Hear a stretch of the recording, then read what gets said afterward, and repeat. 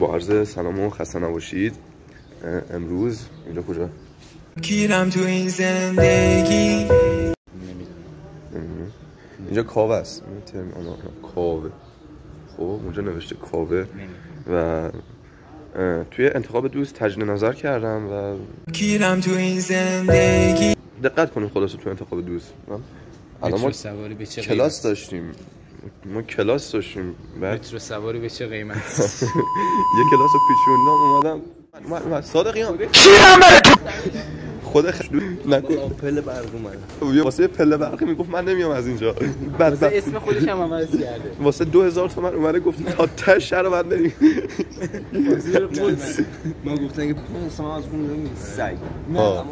نه الان ما از اینجا اومدیم گفتی اگه تونستی از اینجا بیای من میذارم هاپو